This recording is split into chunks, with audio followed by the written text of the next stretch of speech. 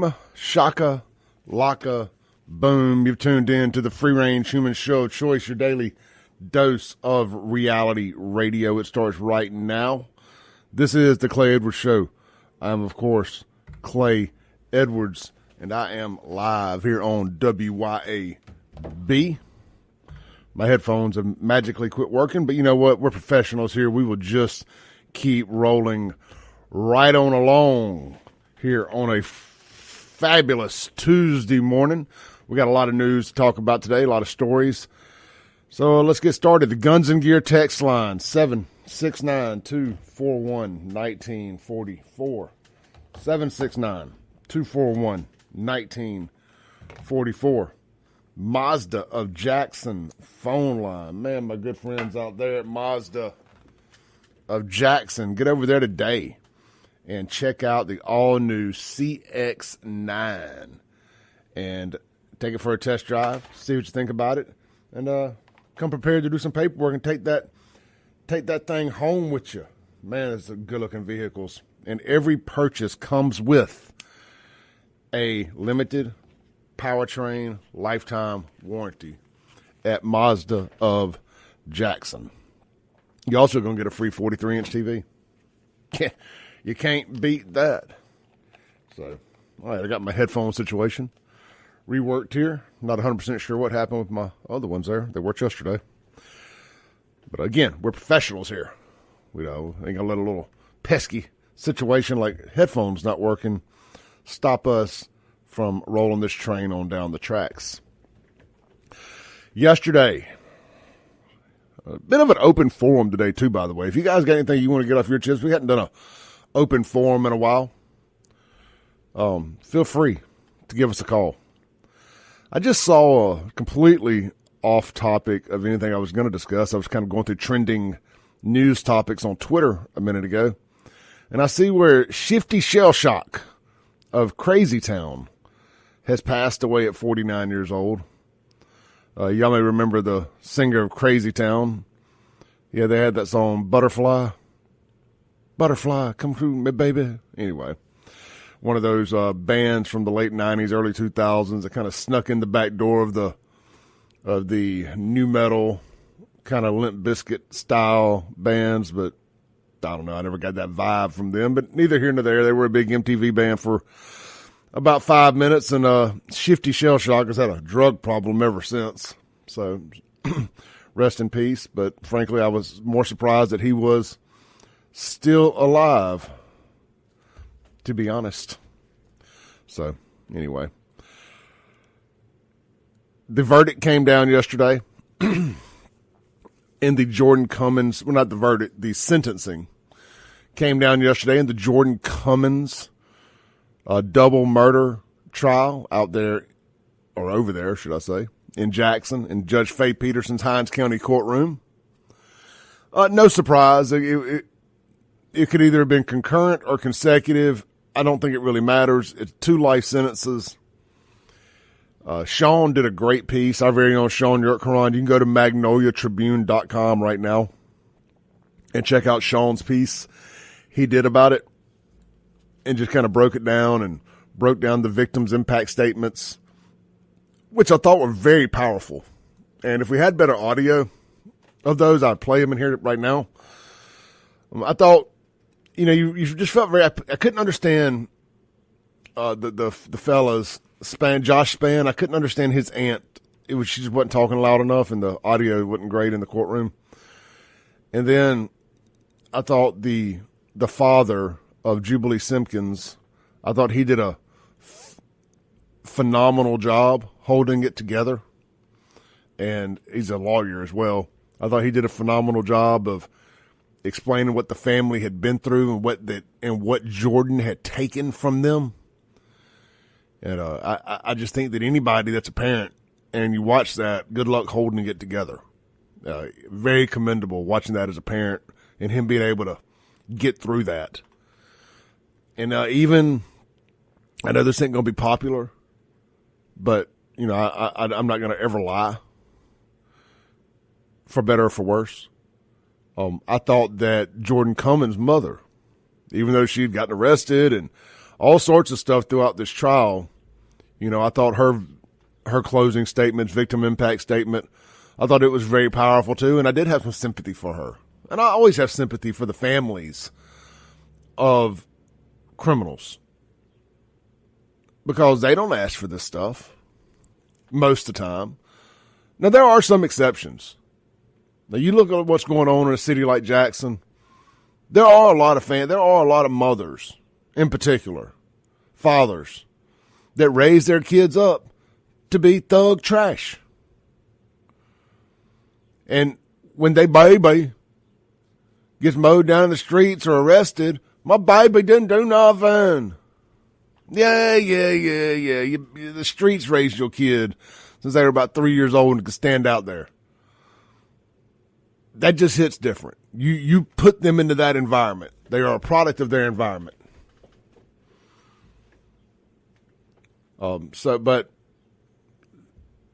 traditionally, when a normal family has a person that ends up doing some messed up stuff and they go to jail, you do feel bad for the family because, and it's almost in a weird way. Maybe I'm wrong on this because I haven't had to personally experience this. So if you have, and I haven't, I do apologize if I'm off base here. But for the family of the deceased, again, I'm probably wrong, but it makes sense in my head. At least you have closure. At least you have some closure. As terrible as it is, you can reconcile by knowing that your loved one's in a better place. And they're walking on those golden roads.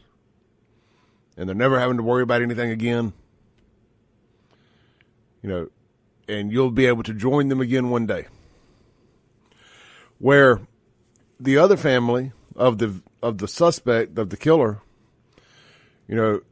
different set of circumstances, right? They'll most likely never get to see their family member again, at least on this side of the world, outside of a cage. They have to worry about their safety constantly for years and years and years. What's going on in jail? Are they being raped right now? Are they dropping the soap? I'm not trying to sound funny either, but these are things that I would think you would worry about with your loved one, especially a male in jail for 40, 50 years. Is he going to get killed today? Just always sitting anxiously awaiting, every time the phone rings. Is that them telling me that something's happened? They don't, in most cases, they don't ask for that. That's something that gets shoved upon them, and then they become a victim of this too. So there really are no victimless crimes, especially crimes that have victims.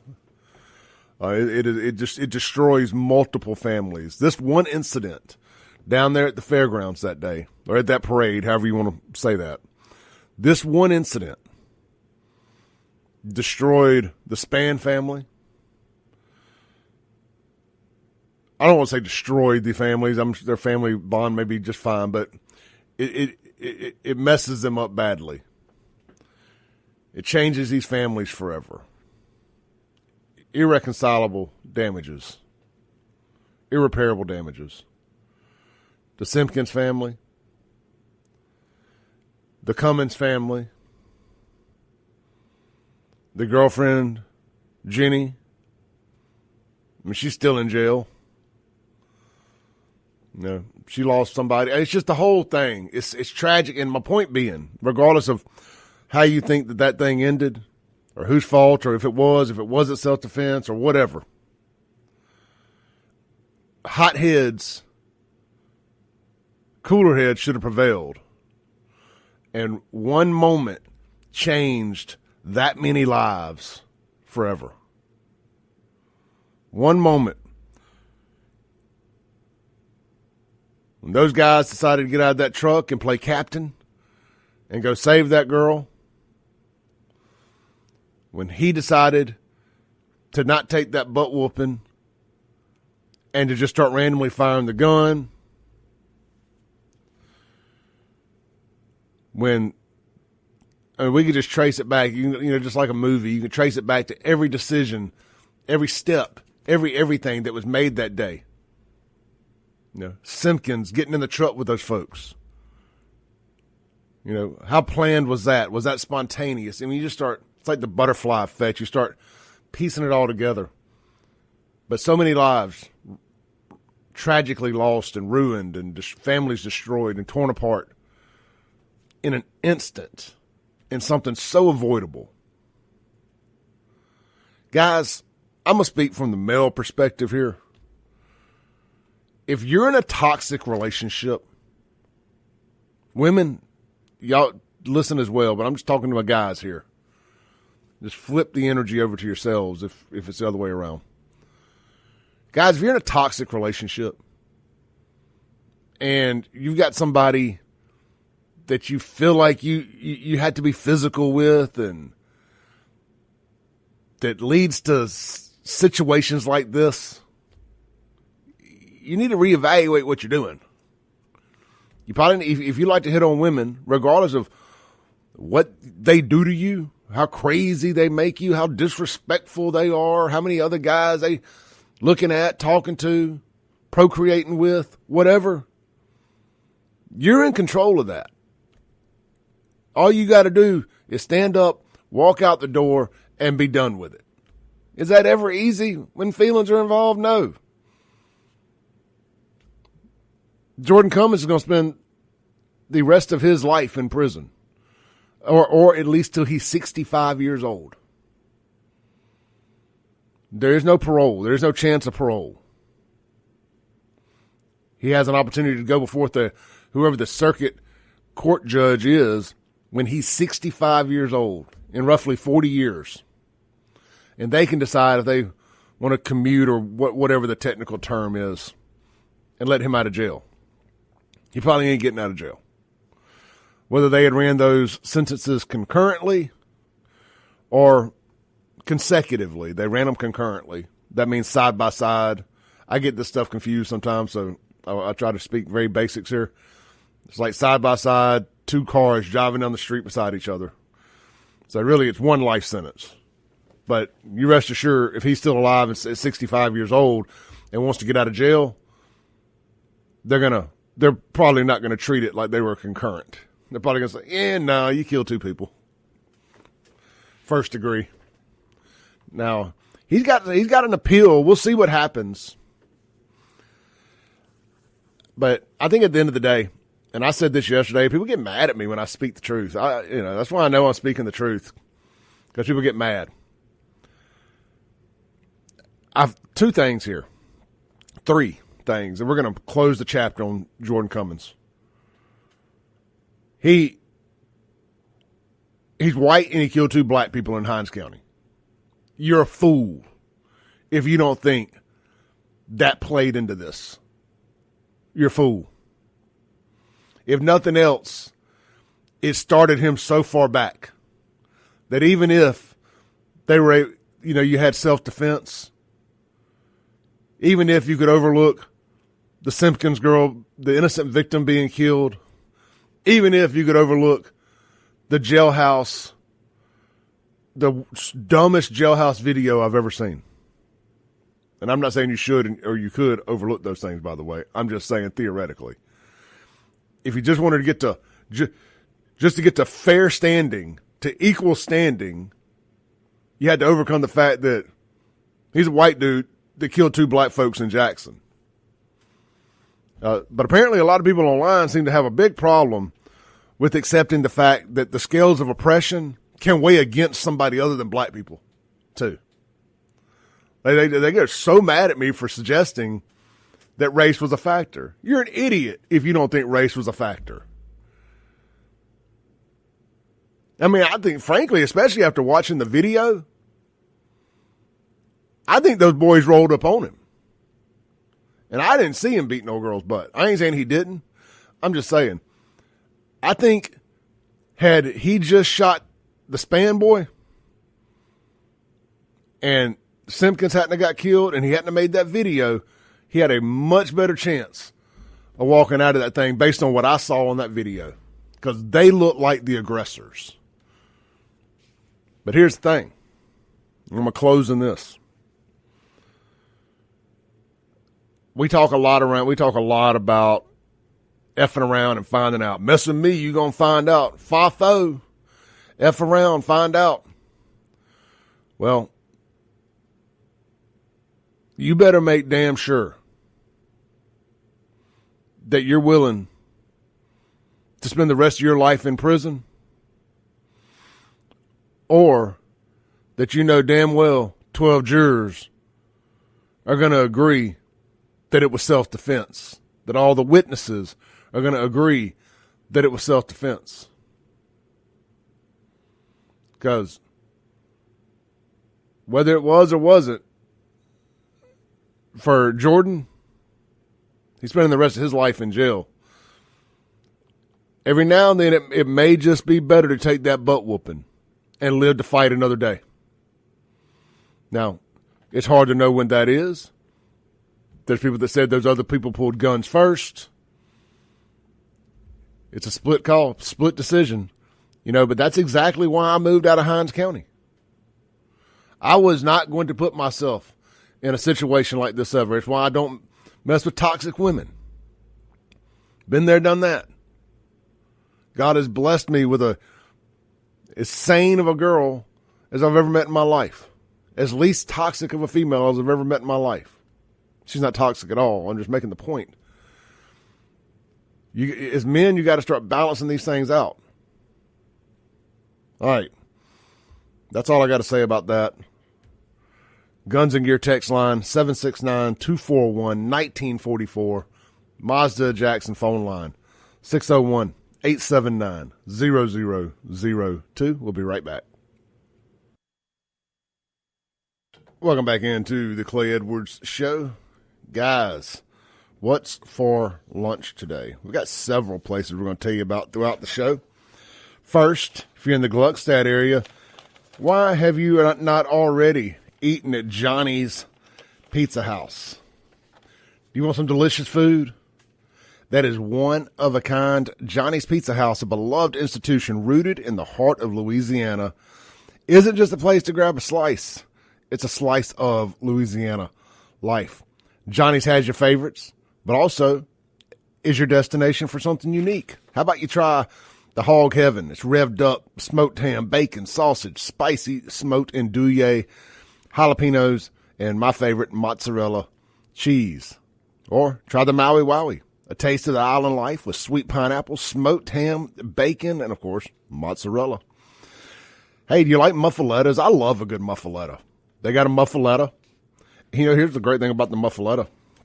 You can try the lunch portion, and it's only, this is mind-boggling. How do they sell them so cheap? Only $5.99 for a quarter muffaletta with a medium drink and chips. Get over there to Johnny's Pizza House in Gluckstadt today and get yourself some great pizza, sandwiches, and more. They got pizza lunch specials starting as low as $6.99 for an 8-inch single topping, all the way up to $9.49 for an 8-inch fully loaded sweep the kitchen. Located in Gluckstadt, right in front of Mack Hike dealerships. They're by Germantown High School. Can't go wrong with Johnny's Pizza House. And we'll be telling you more about what's for lunch at Burgers Blues Barbecue here in a little bit. Don't forget to check out Burgers Blues Barbecue on Lakeland Drive at Dogwood. Stop by this morning, grab breakfast, and then don't forget them for lunch and dinner as well. We'll tell you about the Blue Plate here in a little bit. All right, man, every now and then I keep an extra folder in my show notes, and I'll put links in there for things I want to talk about, but maybe it's not as pressing that particular day, or, me, I'll go down a rabbit hole, and I won't even use any of my show prep. So I kind of compile it into a kind of a junk folder of sorts. So you guys may or may not, and I've wanted to talk about this for a week. So remember when Trump said that illegal immigrants that like to rape and kill people are animals, and the left lost their mind? Oh my God. Trump said immigrants are animals. They're animals. Well, you know what, man? I mean, at the end of the day, a lot of them are. A lot of these illegal monsters, murderous, rapists, they are animals. Actually, I don't even want to insult animals, because I would trade every single one of them to have my little dog back that passed away over the weekend. Every single one of these monstrous, murderous, rapist animals. Just to get my dog back. Every single one of them. I'd line them up against a brick wall myself and handle the transfer. So, let me click on this. A couple weeks ago, last week, two of Joe Biden's migrant murderers were charged with raping and murdering a 12-year-old American girl, Jocelyn Nungare. And they were released into the U.S. just weeks ago. Police in Houston have arrested two migrants from Venezuela for the murder of 12-year-old Jocelyn Nungare, who was lured away from her home, then strangled and dumped in a bayou. I think this happened in Houston. One of the suspects crossed the border illegally less than a month before the shocking murder and was released into the U.S. after claiming he feared for his life. He was sent back to his home country, sources told the Post. This is from the New York Post. Johan Jose Rangel Martinez, 21, Franklin Jose Pena Ramos, 26, were charged Thursday with capital murder of a 12-year-old girl, man. Department of Homeland Security sources said Pena Ramos crossed into El Paso, Texas on May 28th. He was released soon after his interaction with border agents. He told authorities that he planned to live with his cousin in Houston until his court appearance in July. Sources said agents put a GPS tracker on Pena Ramos, which was only set to monitor his location for 21 days. Sources said it's unclear whether he was wearing the tracker when Jocelyn was murdered. The second suspect, Rangel Martinez, crossed the border at El Paso on March 14th and was released with a court date in August, sources said. He also had on a GPS monitor but was removed from the program in May. Investigators identified the suspects from surveillance footage after they were seen following Jocelyn as she walked into a local convenience store. Her body was found in a swampy creek on Monday, this is a couple weeks ago, by a Houston resident who happened to be driving by. Just terrible. She says, I did a U-turn. I stopped on the bridge, put my flashers on, looked down, and realized it was someone. I parked right here until 911. Parked right here and called 911 immediately, she said. The two migrants were arrested at a local apartment complex where they had been living as roommates, police said. Homeland Security has opened an investigation into the suspects, blah, blah, blah, blah, blah. Two evil, less than animal migrants, illegal Joe Biden migrants, killed and raped a little 12-year-old girl. All you Joe Biden supporters, you got her blood on your hands. You have her blood on your hands. Because if you support Joe Biden, you support open borders, you support child rape and murder. At the end of the day, you're co-signing on this stuff. Why are y'all standing up saying, close the border, we can't have this in our country? Then you got your liberal talking heads, bald-headed trick-looking witches like Joy Reid and Rep. Japal laughing about it. Laughing about young girls being raped and murdered on MSNBC. You talk about a couple people that need to FAFO. Here's two right here. Great citizens. But there's a lot of fear-mongering. There's a lot of fear-mongering. Absolutely. And I think it's kind of remarkable that... Fear-mongering? A lot of fear-mongering? A 12-year-old girl just got snatched. Every time something happens that we say is going to happen, if y'all allow this, y'all are just taking one incident. You're just fear-mongering. Just like we told you, the transvestite nut jobs will try to rape little girls in bathrooms. That won't happen. Trans lives matter. Oh, it happened. Migrants aren't a bunch of rapists and murderers, illegal migrants. They wouldn't do that. Did it. The polls I look at, the national polls, actually Americans still support immigrants. They support immigration. It's just that they would like to see a system that actually works and that can keep them safe and secure. And all of us want. We've had that for 100 years. Then we suddenly don't have that. The last 4. There seems to be one common denominator here. Want that. And, I've been working on this issue for 20 years since before I came to Congress in the streets as an activist. Let me show you this is one of the reasons that people have these sort of thinking. Here's the 3 cable networks reporting of this. Was our banner said, soon Biden announces legal protections for undocumented spouses of U.S. citizens. CNN's banner said Biden announces new protections for some undocumented spouses. Here was Fox's banner. Migrant arrested for raping 13-year-old New York City. Yes. And so I think that's part of the problem, right? So she just laughed there. I want you to, when they read Fox's banner, she goes, she went full cackling Kamala right there. Soon Biden announces legal protections for undocumented spouses of U.S. citizens. CNN's banner said Biden announces new protections for some undocumented spouses. Here was Fox's banner. Migrant arrested for raping 13-year-old New York City. Yes. Citizens. CNN's banner said Biden announces new protections for some undocumented spouses. Here was Fox's banner. Migrant arrested for raping 13-year-old New York City. Yes. And so I think that's part of the problem, right? Exactly. Is that you have yes. So I think that's part of the problem. Fear-mongering. That's part of the problem. Fear-mongering. Exactly. And that we know that when people have economic. Disgusting. Absolutely disgusting. And these are the people that think we should sit down and cross the aisle and work with these folks. No. The only thing I want to do with these folks is partake in a purge. We'll be right back.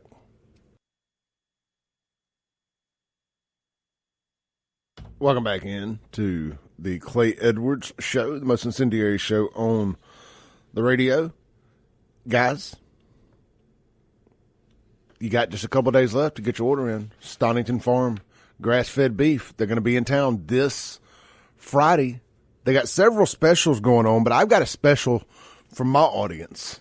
You use the promo code CLAY. You just got to tell them I heard it on the Clay Edwards Show. When you call, go to StoningtonFarm.com. That's Stonington with 2 N's. Select your order. You cannot marry this with other discounts, but you're going to get 5% off your order this week. And this is going to be that 4th of July order.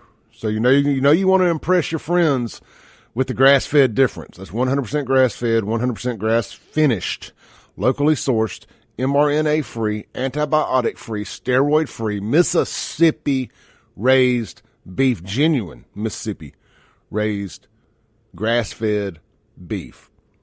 Every month I go to get my order, and the line is getting longer and longer and longer. And it's all, but not all, but a lot of Clay Edwards Show and WYAB listeners. So it's so cool to get the opportunity to meet y'all supporting a sponsor while I'm doing the same thing, supporting a sponsor. I'm almost positive I spend my whole portion of the commission giving it right back to them every month. And that's the way it dang well should be. FYI, like they support us. We in turn support them. If I'm going to buy beef, especially grass fed, I'm going to buy it from them. It's great. And they support us. Win, win. Anyway, place your order this week and you will get 5% off whatever you order, as long as it's not, tied in with another special. They do have a mini cow special and some other stuff available. Check out StoningtonFarm.com today. Again, you got to have your order in by Thursday to get it Friday, and just tell them my name. Tell them you heard it on the Clay Edwards Show. You want your discount. Look, Christy Kendall just texted in on the Guns and Gear text line. She's with the Mississippi Carters Association, or I kind of forget the names of the associations, but they do the racing go-karts, the real deal stuff. And track renovations are back on out at the Spring Ridge Raceway. So professional karting or amateur karting, whatever, real karting is coming back to Hinds County. They're doing resurfacing, cleaning up the whole 9 yards. They're bringing a world-class racing surface and facility to I I get technically it's Jackson, but I've just always called that Clinton. But out there at Butts Park, where the Mississippi River Basin model is. So stay tuned for that. We'll have Christy on the show here again at some point and talk about what's going on and when the racing is going to get started back up over there.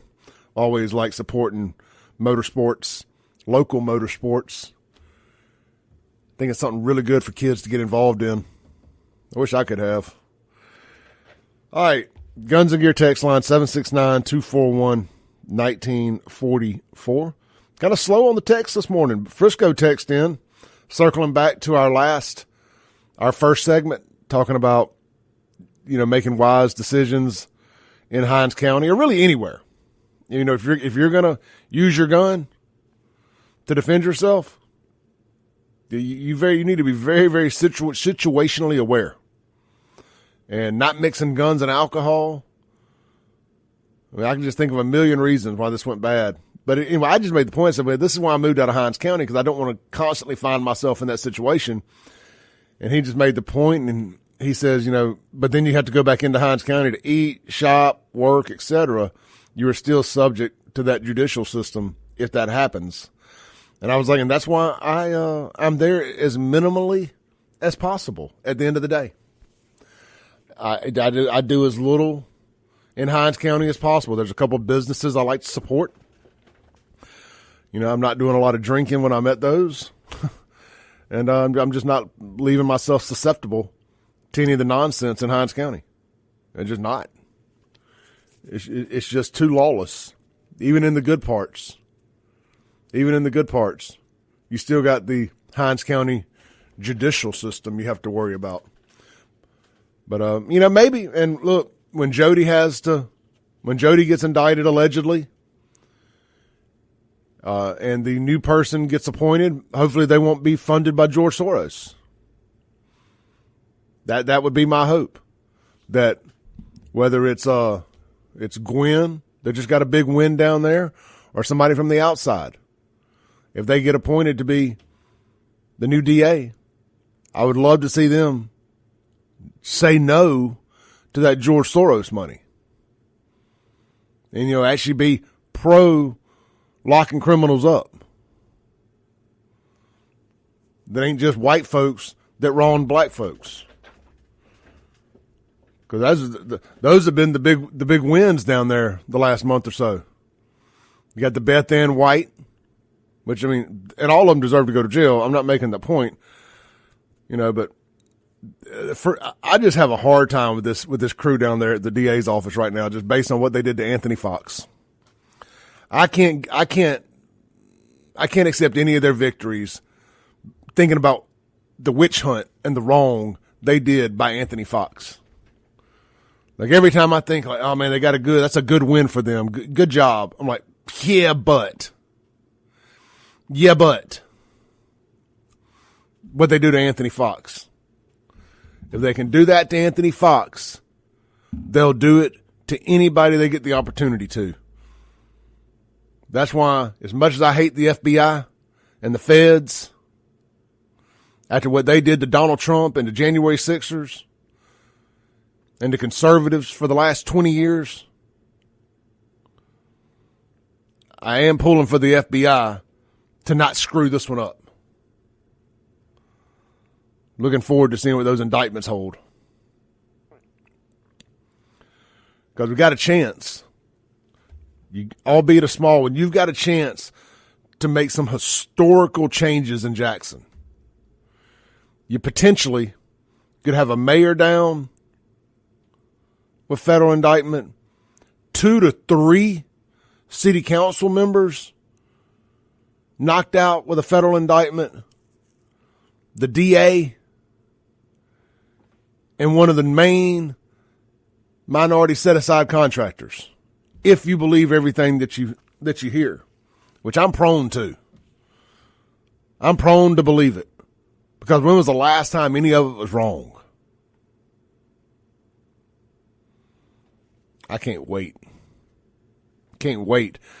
The state needs to call it Tate Reeves. If anybody in Tate's office is listening right now, needs to call a special session.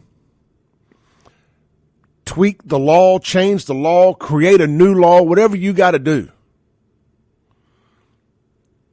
So Jackson can be put in a conservatorship while there really ain't nobody to fight it, while they're going to be too busy fighting for their freedom. It's the perfect time to swoop in and put the city under a conservatorship. Place a city manager over this thing for like 10 years, like a Ted Hennepin type. Get this thing back right. They can't do anything. Surely you got to live here and say to yourself, these fools can't do nothing. Couldn't collect the water bills. Couldn't keep the water on. Couldn't properly staff the facility. Couldn't keep the garbage picked up because they had to figure out who was going to get the most on the side, allegedly. Can't keep the bodies off the streets. Can't keep the red lights working. I could go on and on and on. Can't even collect rent from Smithwell Stadium. It's time for the state to take over Jackson.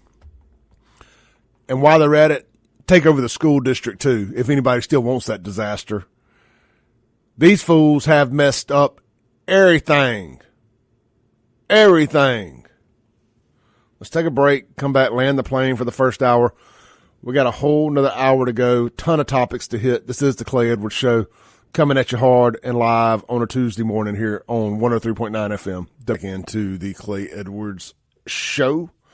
Let's see, man. Do we have any text messages here to round off the first hour? Unknown texter says on the Guns and Gear text line, who's going to make wise decisions when the majority of the people can't even spell wise? I tell you, man, if you ever want to question just how bad Jackson's gotten, just go read my comment section on any of my social media posts. They're ate up. They're ate up with hate and ebonics. And I mean, it's just hard to take these people serious. Hard to take them serious. They so badly want you to call everybody else that breaks the law a thug because their thugs are out here drug dealing, stealing, killing, and everything else, being by every definition a thug. You know, but if you don't call everybody that ever gets arrested a thug, you're somehow a racist. No, they just don't fit the definition of a thug. If we can't agree what the definition of a thug is, we're going to have a hard time agreeing on anything. Like, if we can't sit there and look at a dude and be like, oh, yeah, he's definitely a thug. Yeah, and so you got to profile sometimes. You got to look at how somebody's dressed, how they carry themselves, and you can look right at them. I don't care if he's a billionaire. He can still be a thug. Period. So if we can't agree on that, that's like not being able to agree on if a man can be a woman. Like, of course a man cannot be a woman. There's just basic things we got to agree on. And a lot of the folks, the movers and shakers, the fake smart people in Jackson, they can't even agree on that. There's like, well, what does Joe Biden say I should do? What does Karine Jean-Pierre say I should think? Let me check the Democrat handbook. What am I supposed to say here? We'll be right back on the Clay Edwards Show.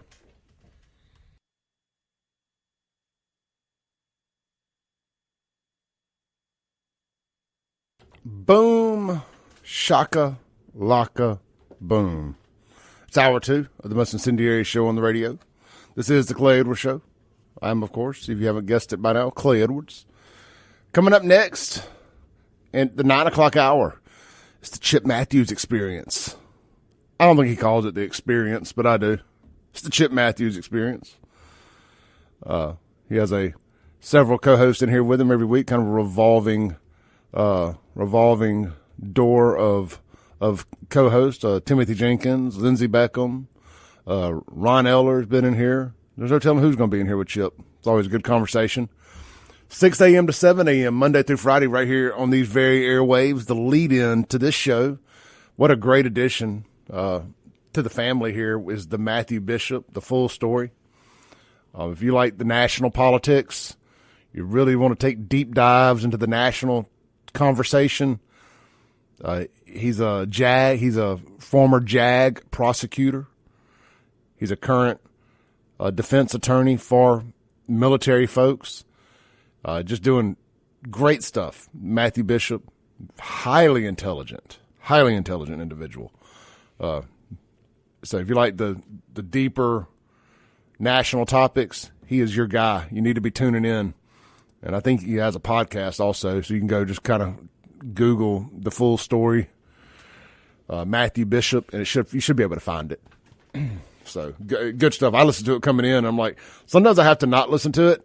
If this might not make any sense to y'all, and I understand that because it doesn't make sense to me sometimes. Like sometimes I get very dead set on what I want to talk about. And if I listen to a really good local show or a podcast or something on my way in, more times than not, I'm going to change my mind about what I wanted to talk about. And I'm like, now that's what I'm going to talk about. Now, those have been some of my best shows. They've also been some of my worst. Changing on the fly and completely abandoning all my show prep because I heard something that set me off. Jason Whitlock's show used to do that to me. I used to listen to it. It comes on at, I think, 6 o'clock every day on YouTube. I would watch it then, and then I got to where I would I'm just going to start listening to it in the mornings on the way in because I got about an hour drive. And every time it would change my mind about what I wanted to talk about because Jason hits all the topics that I like. And he hits them from the perspective of a black centrist, black conservative. I don't even know. He doesn't even vote, so I'm really weary about calling him a Republican or conservative. If you don't vote, it's hard to call you a political party, but he's a common sense guy who calls things out that others are afraid to. We have a guy, frankly, we have our own Jason Whitlock here. I don't even like comparing the two, but they both speak their minds. We have Kim Wade, who I think is even better than Jason Whitlock. Jason just has access to some guests that I like because of the national platform, and he hits some of the sports stuff too from the culture war perspective. Anyway, I digress. Hey guys, lunch today, burgers, blues, barbecue. Hit up that Flowwood location. It's brand new. It's the coolest one of the bunch in my opinion, maybe because it's the newest. I just like to have that garage door that splits the bar from the inside to the outside. So it's kind of like you have this tiki bar outside, and there's no tiki anything there. It's just the vibe it puts off, like a beach type bar because it's got the roll up door so you can sit inside or outside and still be at the bar. Really neat, whether you're drinking or not. It's just a cool vibe. Tons of TVs around. Great service, great food, of course. I'm going to just be honest. You know by now that they got great food. I had a video that I posted of me eating one of their monster mozzarella logs Friday night. I put it in my mouth and pulled it apart. And you know it's real cheese when it doesn't break. Like the cheese stretched out further than my arm could stretch it. You can see that video on all of my social media platforms at SaveJXN. Today's Blue Plate special at Burgers Blues Barbecue is fried pork chop or hamburger steak with sweet potato casserole, lima beans, or mashed potatoes. I think you get your choice of two sides there. So check it out. It comes with a roll and a cornbread and a drink, all for $12.50. You can't beat that. Cannot beat that. You can't go to McDonald's for less than $15. Go get you a good stick to your ribs Blue Plate. The Blue Plate ain't your thing. Try one of their award-winning burgers, wraps. The smoked chicken wings are phenomenal. I get the Nashville hot, love them. Or build a B3 bowl if you're looking at something a little more health conscious. You can always get a keto version of every sandwich. They just wrap it in lettuce instead of a bun. I know that if you're not doing keto, that sounds terrible. But if you're doing keto or low carb, you're past the point of caring about bread, and it sounds great. So, burgersblues.com. Let's see here, man. What topic do we want to hit this second hour? We got a couple texts on the Guns and Gear text line. Mississippi Pig says, those MSNBC witches literally make me barf my corn up. Yep. Mississippi Pig also says, our cities have gone to crap and the news media is laughing about child rape and murder. That should tell us all what we need to know. Living in hell. Brother, Pig, I couldn't say it better myself. Lost Sheep just sent me an update. on the Guns and Gear text line. It says, Clay, there is what appears to be an Asian lady walking down the shoulder of I-20 westbound, walking east, carrying a 2x4 cross. She's almost to Ellis Avenue. So if you guys are driving on I-20 east this morning, there's an Asian lady dragging a cross like Jesus down the side of the interstate. Maybe stop and pray for her. Pray with her. Give me a picture. That's interesting. You see the damnedest things around here. Spartacus says, I just said last year that Jackson needs a city manager. I just think that that's the plan that makes the most sense. It shouldn't be political. It doesn't have to be a left versus right, a white versus black, a Republican state leaders who continuously have to step in to save Jackson from the dumb Democrats. It shouldn't have to be that. It should just be, hey, here's a common sense thing here. You guys have destroyed this thing and can't pay your bills, can't figure out how to get people that owe you money to pay you. Can't do anything. You've destroyed everything you've touched. You have not done a single thing that's a net positive from a governmental standpoint. The only positives that have happened to Jackson were 100% done by private business owners. That's it. Private business owners. Oh, I mean, the state stepping in to fix the water, of course. Tate Reeves had to save Jackson. Capitol Police had to save Jackson. But I'm referring to projects. It's time for a city manager to be appointed. I think it should be Kingfish. I think Kingfish should be the new city manager. No, all kidding aside. Well, he would make a good city manager. He is a smart guy. They need a city manager. They need to flip the forms of government from strong mayor, weak council to strong council, weak mayor. Have a city manager. Put it in a conservatorship for about 10 years. They can still have their mayors and all that stuff. And, the mayors can still do what they do. But you're going to eliminate the corruption, the set-aside, hustle, all that nonsense. You need to rid the city of the Rukia and Chokwe Lumumbas of the world and just let them know that Jackson is done with that. I saw somebody comment on Kingfish's post the other day about about all this type stuff, and they were like, "You're all idiots if you don't think that this is exactly what the voter of Jackson wants." He's overwhelmingly popular with Jackson voters, and that's a bit of a myth. I don't know that he's overwhelmingly popular with Jacksonians, but the 13,000 people that vote, he's very popular with that bunch for whatever reason or another. Let's take a call on the Mazda Jackson phone line this morning. Good morning. You're on there. Hey, Clay. Good morning. It's Scott. Hey, what's up, brother? Hey, I'm with you. I don't know the details or the ins and outs of the city manager, but it seems like it's getting closer and closer to that point if it's not already there. I just keep saying, I just think as a capital city, you've got to do something. Should they step in to save? I'm just going to pick a random city here. If it was falling apart, should they step in to save Ridgeland if it was collapsing? No, they shouldn't, or any other. But they're not the capital city. Yeah, exactly. I mean, you could probably pick half a dozen towns up in the Delta and say, well, so that means they need to take over those too. But they're not the capital city. So, it's apples and oranges. You're right. But I was just going to say, with all this urban flight and with the shrinkage of the capital city from what used to be at one point pushing 250,000 people is now below 180,000. If it's not there, it's getting close. That's just when you have that much withdrawal. Who do you think's leaving the city? I mean, it's not, it's not the poor people. It's not the ones who can't afford to leave. It's some of the best and the brightest.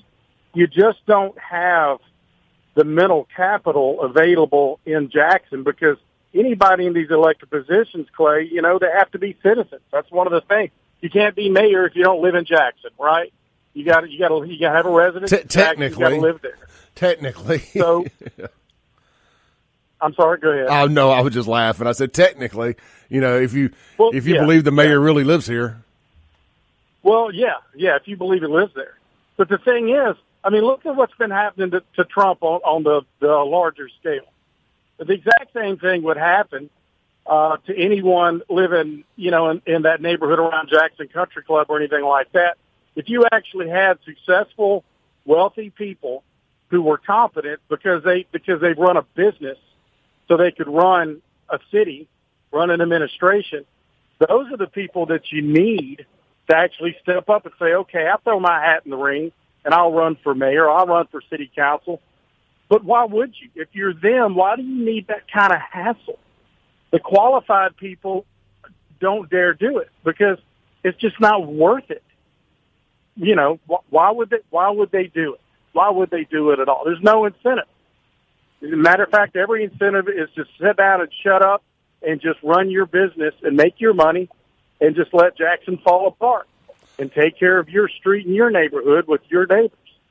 And that's what they've been doing. And they're doing a good job because some of those neighborhoods look great and they're in great shape, which means, you know, somebody in Jackson knows how to do it. But why would you run for office? Oh, you know, especially black women. You know, they get dragged, unlike any demographic I've seen when they decide to run for office in Jackson. It's by black people. By other black people drag them. You know, but I mean, they get every sexual escapade they've ever been a part of gets pulled out. I mean, I've never seen nastier politics than black on black politics.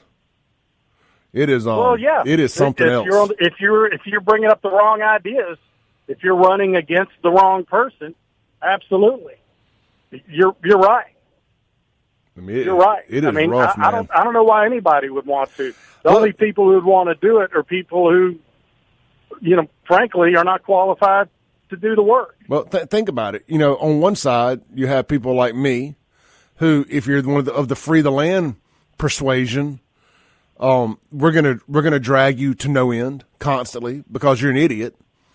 If you're on a side where we actually think you can get anything done, they're going to call you an Uncle Tom and a racist and all this other stuff nonstop. There is no in between anymore, unfortunately, and it's keeping a lot of smart people on the sidelines. Now we've actually got a couple smart people running, a couple of people who I think are strong-willed and got a backbone and can run this city that are throwing their hat in for mayor. I'm just afraid that the city is so full of idiots that they won't accept these strong men who are willing to take on this job because they ain't black enough or whatever this modern version of black urban culture is. This Joe Biden black, this you ain't black if you don't vote for me culture. I don't think that these guys are quote unquote by this modern definition dumb enough to win depending on these idiots in Jackson to vote for them. Yeah, and you're talking about at a local level, the administrative state that Trump had to deal with in his first term. You're talking about these deeply entrenched people in these unelected positions who, you know, when a conservative or a legit competent mayor says, okay, here's how we're doing things, when the rubber meets the road, they close the door and go, okay, yeah, I got that memo. Now I'm going to do what I want. Well, that too. You got to sort through all those different people because there's hundreds of them. And how do you get anything done, get anything accomplished when the minions just simply won't cooperate? Yeah, I was actually just referring struck the whole time. I was referring to just a low information voter, but you make a great point as well. Well, those voters work for the city of Jackson. Yeah. Well, they are the city and the state are the largest employers in the city, right? And hospitals. Yeah. I mean, that's it. speaking of which, my question real quick, I just wanted to see if you knew anything about it. I'd heard that Capitol Police were considering and had the funds to give a significant raise, but were talked out of it because they were told, if you can't do that, because these other departments around, whether it's Pearl, Brandon, Madison, or JPD, or some county sheriff's departments, they can't match it or come close, and you'll gut all those departments. And so for the sake of these other departments in the area, they said, well, I guess we can't do that. Have you heard anything about that? Well, I mean, that's definitely been a conversation, but I don't think it stopped them from doing it. What has happened is the other departments in the surrounding areas are having to step up and pay their guys. That's the conversation I've had with folks. Now, there may have been some additional money on the table. I don't want to speak solely on it. I have not heard that, Scott. The conversation I've heard was everything you said, except the Capitol Police did get their money. The Highway Patrol are getting their money. So people, but they've only got so many positions. I mean, and that's the other part of the conversation is, okay, well, we're going to be as competitive as we can with Capitol Police, but at the end of the day, they can only hire so many people. And there's also only so many people who really want to go work in Jackson. That is true.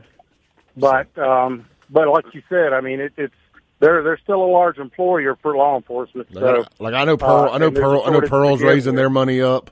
I believe Brandon's having to raise their. I mean, every now and then the market changes, and you got to figure out a way to make it work. I think somebody said in Brandon to be able to match, they're going to have to close down a fire department or something. I don't know if all that's true or not or whatever, but if it's just posturing. But I mean, I love our firemen, but I love our police. I don't know, man. I love firemen when my house is on fire, but I think police are something that get used I don't want to offend none of our firemen listeners out there. I don't know if I gotta absolutely 100% pick one or the other. I mean, maybe a couple extra cops. I don't know. Where's the happy medium here?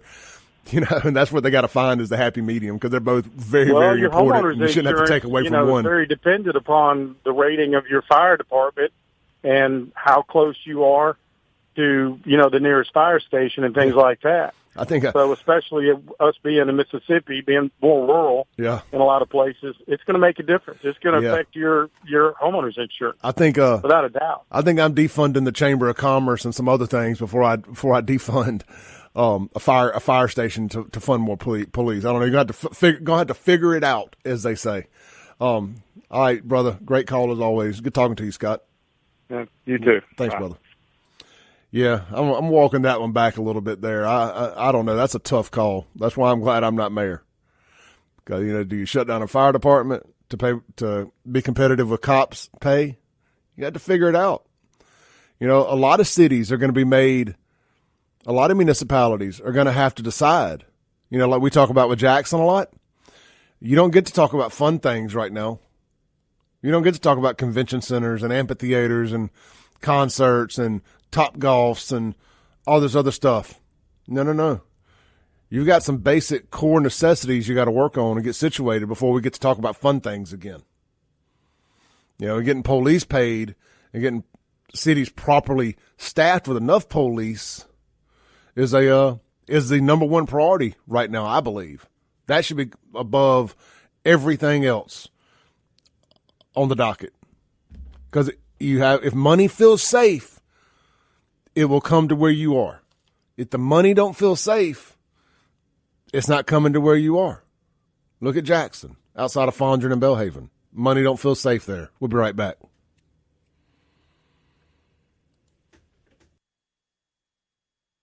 Breaking rules when necessary. Guys, I still got a full inventory of BuyFAFO or at BuyFAFO.com of shirts.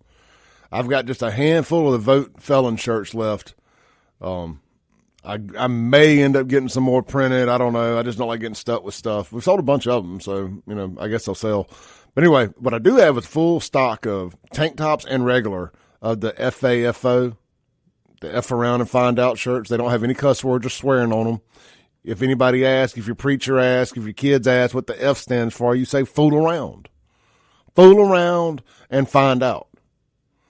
You know, they're on the website now, buyfafo.com. We got flags, about to be 4th of July. You know you want to be upriver with that big FAFO flag flying off the boat. You know you want to be coming into Pelican Cove, into Pelican Bar, creeping up with that FAFO flag. People talking. Oh, my God, look, he's a Clay Edwards Show fan. I bet that guy can fight. He's got that fool around. Oops. And find out flag flying from the back of the boat. Anyway, on to the next thing, buyfafo.com. Let's see here. Where were we? Oh, somebody sent me a picture of the woman. Shout out to Damien this morning. Another great local podcaster. Man, doing it on faith, too. A good Christian man. Out there this morning sees, and here's my message for somebody to find the lady with the cross walking down the interstate. The dude that I know that is a Christian podcaster is the one to seize the lady dragging the cross and sends me the picture. That's the Lord. If that ain't the Lord working, I don't know what is. Now here's where we need the Lord to step up. She's at Ellis Avenue on I-20, walking through the no-go zone known as South Jackson that's being controlled by the Taliban thugs. Lord, put your hands on this woman and get her into Rankin County as soon as you can. If you're going through hell, just keep going, don't slow down. The devil, get out for the devil even knows you're there. Man, if them little South Jackson Talibanians see that woman walking, they're going to steal it all. They're going to steal it all. They'll have that cross down at the pawn shop so quick. Trying to figure out some way to make a weapon out of it. Van Helsing style. Anyway, I posted the pictures to my social media accounts, X, Instagram, and Facebook at Save Jackson, if y'all want to see the pictures of her. So a shout out to Lost Sheep for letting me know about that, and thank you to Damien for taking the photo. But yeah, somebody needs to let her know she is in the danger zone. That they don't care about Jesus over there. That cross ain't gonna keep you from getting got. If you're over there walking down the interstate between Ellis and Valley, man, if there's one place in Jackson I don't want to break down, that's it. Any stretch of interstate that circles Jackson, whether it's 55, 220, I-20, that stretch from 220, where 220 merges back onto I-20, from there to the Pearl River Bridge. I could live breaking down on the bridge because, it's not like an exit right there. You don't have to worry about the Talibanians coming up onto the interstate right there. It's right, it's close enough to Rankin County. But, man, I can't think of an area that I'd rather break down less than I-20, east or west, between Valley and 220. University, but let's just say the 55 from Gallatin Street. Yeah, from Gallatin to 220. And I guess you might as well just lump in take it all the way up to 18 right there. I wouldn't want to break down to the other side of 18. Like, am I in Clinton yet? Am I in Clinton? Is it safe? I had a flat tire. Right, I had 4 flat tires one morning. The week of my wedding. That was probably a sign, by the way. But you had 4 flat tires that week. It was telling me don't continue to move forward. That was the Lord talking. But neither here nor there. A cross tie fell off a truck, sitting in the middle of the interstate because Jackson. I'm in my little Infiniti FX35 with the low-profile tires. Man, the car in front of me swerves around it. I couldn't do nothing but hit it.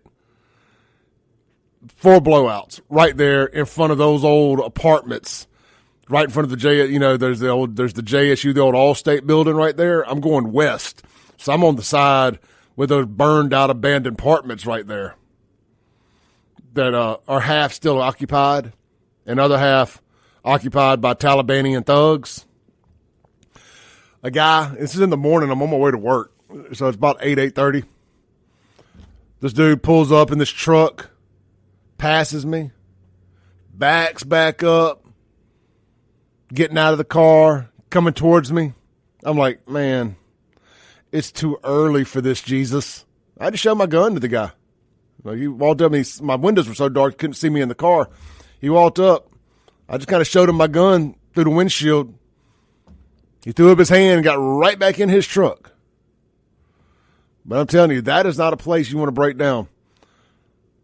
I tell you, even worse than that is I was coming back from work one day and I had to get on, right, because I worked right there at Highway 80. So I would get on the interstate there at 220 and then, boom, get right off to go I-20 East. So you got that really sharp, dangerous curve right there that takes you to I-20 East, where cars come flying around that son of a gun as fast as they possibly can. I had a blowout again. A lot of blowouts working in Jackson. Had a flat tire again and had to sit right there in that curve. And there ain't a whole lot of room between the edge of the road, between the yellow line or the white line, whatever on the edge, and where the road just falls off down the cliff. Man, I had to call a flatbed because of low profiles. Call my buddy Bill Taylor, American Towing. And I had to come and get loaded up on the truck right there. Just the whole time, cars come flying through there, man. All it would take is just one to just come over an inch, and it's over with. When our tow truck driver, Jerry Hale, calls in, man, it's one of the things we talk about. It's just how dangerous it is to be a tow truck driver. I think that's, if my memory serves me correct, it's either number 1 or number 2 most dangerous job, either right behind or right in front of being a police, as far as the amount of people that die while working. Extremely, extremely dangerous. I think if they're not already, I think tow truck drivers need to be involved in that new first responders bill that they were passing that gets them some benefits and stuff, because they're right there with cops and firemen every time there's an accident. Let's take a break. We'll be right back on the Clay Edwards Show. Welcome back into the Clay Edwards Show here live on WYAB. This segment brought to you by Auto Trim Designs, man. Go see my buddy Greg and the team right over there today on Highway 80 in Pearl. It's been there for a long time. It's right over there, right in the heart of Pearl. Kind of catty-cornered across the street from J.D. Byrider, down in that area right there. I just call that little stretch of 80 the heart of Pearl. You got Rose's, you got the mobile home dealerships, you got the shopping centers, just all of it just kind of right there. Kroger, Little Willie's. You can't miss it. Auto Trim Design. They got you taken care of for all your automotive window tinting needs, vehicle wraps, paint protection film, pinstriping. They can do it all. Auto Trim Designs. Check them out online, autotrimdesigns.com. Using Lumar window tint and Expel paint protection film. Top of the line stuff there. Auto Trim Designs, Pearl, Mississippi. All right, let's read a few texts here. How about a tweet? Mississippi Pig on Twitter or on X at SaveJXN is my X handle if you want to follow me there. I posted the picture of the girl dragging the cross through Jackson. And Mississippi Pig says, I guess kudos to her for carrying the cross through the valley of death. She just needs to walk faster. Pig, I couldn't agree more. And I see a typo. Is it too late to fix my typo? It is too late to fix my typo. I forgot to put a space between I-20 East at Ellis. Anyway, oh well. I'm sure that some Democrats will correct me and call me stupid, and that's fine. They can call me whatever they want as long as they don't call me collect. Unknown Texture says I should consider offering a T-shirt with my show logo and slogan, the breaking rules when necessary. Actually, I do offer that. I need to edit it and offer a better version of it. So I'll get to work on that. Spartacus says the old Lodge Apartments. See, I was thinking it was the Lodge. I wasn't 100% sure. Yeah, it's the Lodge Apartments right across the street from the Napa warehouse there. That's not Valley Street. What's that street called? Runs kind of back behind the old Moose Lodge there. And I always want to call it Valley, but anyway. She's in a bad area. Somebody's unknown texture says, let's hear you sing Highway to the Danger Zone now, Clay. Don't stop, old karaoke Clay. Highway to the Danger Zone. That is definitely Jackson, that's for sure. Let's take a call. I think we got Jerry on the line. Jerry, you calling to give us an update on how dangerous towing is, brother? No. Hello? Well, damn. Well, we lost. Let's try this one more time. On the Mazda Jackson phone line. Hey, you there? Yeah, sorry about that. I don't know what happened. No, I was just calling to tell you that I was enjoying the show this morning. Appreciate the plug there. But the street you're looking for is West Highland. Thank you, West Highland. It's been so long since I've been down that, man. I used to work there at that Napa warehouse back in the day. I don't even know if it's still a Napa warehouse, but I would be shocked if it was. But it was when I was 16, 17 years old. It sure is. I had to go over there and get a box truck the other day.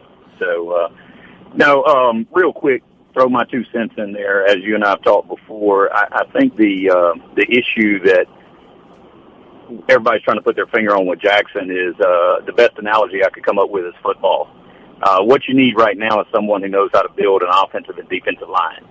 You need someone who knows how to go out and get people who are willing to do the hard job, right, to do the blocking, do the tackling, do the grunt work of banging into the obstacle or whatever you're facing.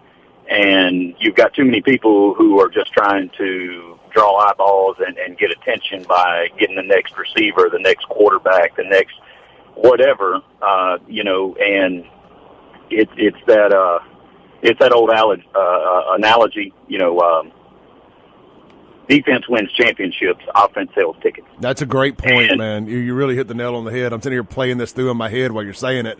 And that's right. Everybody, Top Golf is the fancy wide receiver or the running back. Diamara Hall getting redone is a fancy luxury position. It's a quarterback.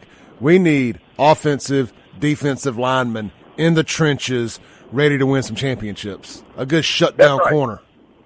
That's right. You need someone who's willing to go in there and fix the water department. But you also have to have a person who can recruit helpers to say, hey, look, we're not going to get any glory, okay? No one cares if we fix a main line over off of West Highland.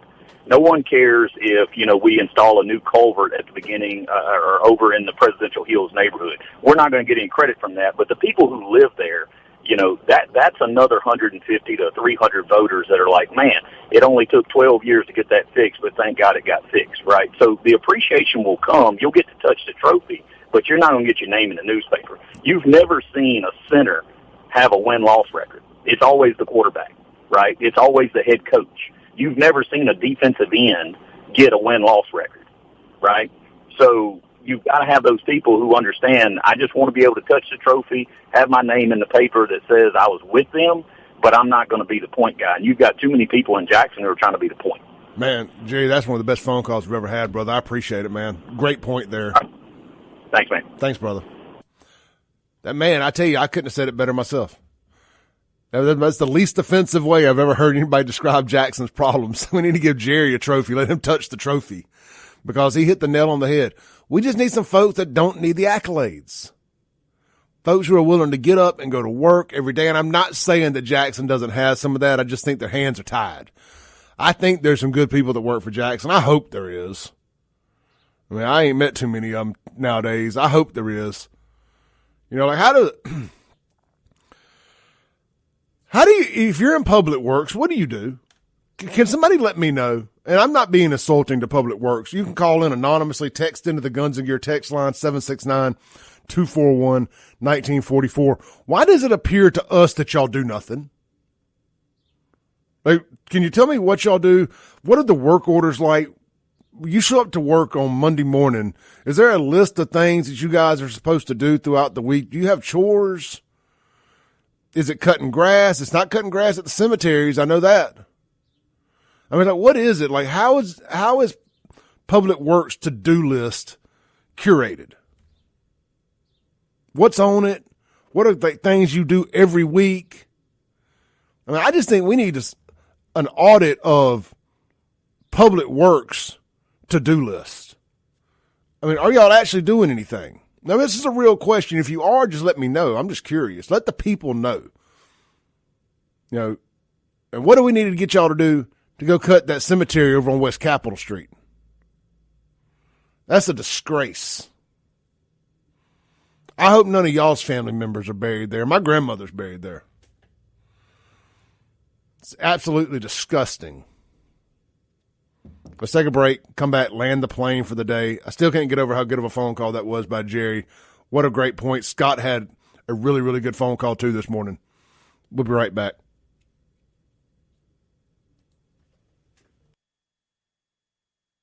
Welcome back into the Clay Edwards Show. Let's go straight to the Mazda of Jackson phone line to close out the show. Hey, you're on the air. You got about a minute left. Hey, Clay, I was just listening to you talking about Greenwood Cemetery over there. One reason they can't get a cut because they're cutting their own yards at their own house with city equipment. Oh, I'm sure. I'm positive. I see it every 2 weeks. Yeah, I know Greenwood needs to be done too. That's the one right over there by George Street, our old tavern there behind the Supreme Court building. That one's bad, and the one over there on West Capitol. West Capitol, yeah, that one's terrible. Yeah. That's going to take some work. That's going to take some volunteers and some crew. And I think I may have a lead on trying to make that happen. I'm going to work on that here today. Hey, great call, brother. Thank you so much. All right, Clay. Yeah, good call. Look, I had a text from somebody who said maybe we should just get a crew of volunteers together. And, you know, like, I am just morally opposed to doing Jackson's job for them. But I would help organize that for the families of the people who have loved ones at that cemetery, not for Jackson. So let's see if we can't make that happen. I'll start making some phone calls and put out a SOS today if anybody's willing to show up and help cut some grass out there over by the zoo at the West Capitol Cemetery. I'll see you guys tomorrow. Chip Matthews up next.